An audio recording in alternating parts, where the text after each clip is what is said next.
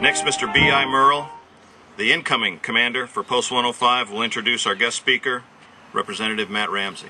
B.I. Thank you, Commander. Like the Commander said, I'm going to introduce our next speaker, the 72nd District House of Representative Matt Ramsey. Matt Ramsey was born in Atlanta and grew up right here in Fayette County. He graduated from Fayette County High School, went on to Georgia Southern, where he obtained a degree in political science. He has worked various jobs. He's worked with State Representative Mark Burkhalter.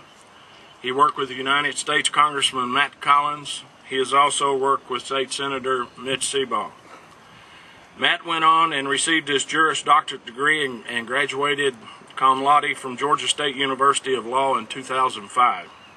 Matt currently practices law in Fayette County and is a partner in the Warner, Hooper, and Ramsey law firm in Peachtree City, Georgia. Matt and his wife Missy have 2 children, Anna Lynn and Jacob. Matt and his family live in Peachtree City and are members of United Methodist Church. Ladies and gentlemen, welcome our House of Representative Matt Ramsey.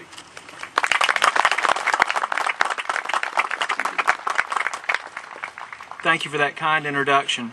I want to thank the American Legion, David Nebus, and all the members of Post 105 that worked so hard to put this event together. It's also nice to be joined by the band from my alma mater, Fayette County High School. You guys are as talented as I remember you were when I went to school back then.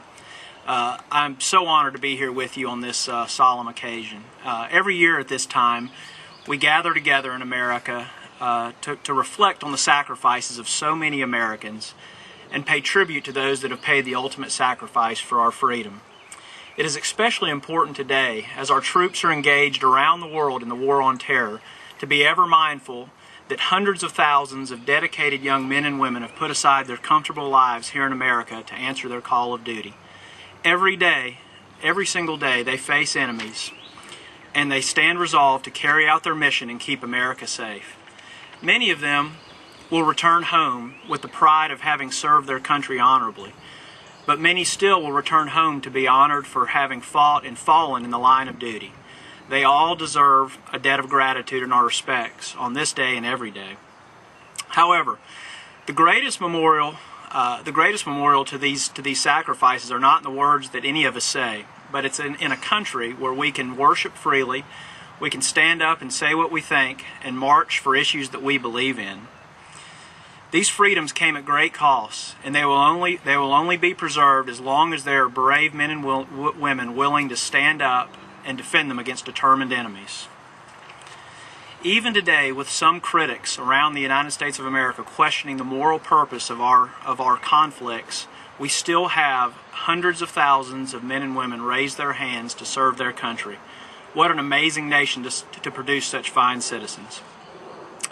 Yesterday was Sunday, and as is our habit, my wife and I and 2 young children went to church. And our preacher has in the past encouraged us to think about every day who we are as believing people. In fact, every hour of every day. Not just for an hour on Sunday. And folks, it's easier said than done.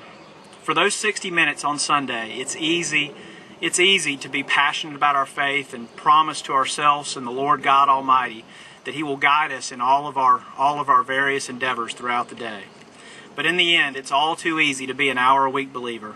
I'm sure all of you have heard some variation of that sermon at your place of worship. I think a similar thing often happens on Memorial Day and Veterans Day and the 4th of July. It's easy to be patriotic on a beautiful spring day, the flags flapping in the breeze, we've got the band playing great music, and the heroes of past wars are all gathered together to tell stories of days gone by to great effect. Our hearts burst with love of country and with gratitude for those that have paid the ultimate price in defense of our freedom. But tomorrow we're going to be back home again, back to our comfortable lives and our shopping malls and our routines. Ladies and gentlemen, America cannot just be grateful on Memorial Day and in parades. Our appreciation for the efforts of those in uniform, past and present, must inform our everyday lives. it must be with all of us, especially in hard times like our country is in today. Because whether we remember it or not, our men and women in uniform have chosen a form of patriotism that never fades and will never lose its ardor. They live and die what many of us have to be reminded to feel every day. There are moments when complacency in the face of this overwhelming reality is staggering. There are often times when I'm sitting at home with my wife and 2 young children that I get to see every single day in our nice, comfortable home, that I think somewhere right this moment there's a soldier halfway across the world standing in a blazing hot desert that makes Georgia seem cool. He hasn't seen his wife in 6 months. He hasn't seen his newborn daughter ever. He was shot at today, though he's never seen the face of his would-be killer. He does not ever need to be reminded of how high the stakes are. He does not need to be told to shake off his complacency and be reminded that this is a dangerous world full of dangerous people and that freedom isn't free. He doesn't want our pity. In fact, there's nothing to be pitied. That kind of bravery and sacrifice and courage is in fact to be envied. None of us wish for the dangers he faces, but we cannot help but admire his character. And we cannot help but marvel that a free person, in a time when there is literally limitless opportunities to accumulate wealth, has chosen instead to go to places like Baghdad and Mosul instead of Wall Street and the ivory towers of academia. Yes, we owe it to them to remember what they do. On this Memorial Day and every day, we owe it to the ones that won't return home our gratitude, thoughts, and prayers. Folks, this war and every war, it's America's war, and not just our soldiers' war. We cannot leave them to bear this burden uncontemplated by us except on Memorial Day and on holidays. Let's today renew our commitment to thank a veteran today, tomorrow, and every day. Let's renew our commitment to give to charities that support our troops and their families. Let's never forget to teach our children and our grandchildren the nature of the sacrifices that have been made by so many for so many years. Let's live every day as if our thoughts and our words and our deeds matter, because they do. For more than 2 centuries, Americans have been called to defend the founding ideals of our democracy. From the opening battles of the American Revolution to our current conflicts in Iraq, Afghanistan, and abroad, our soldiers have built a tradition of bravery and honor.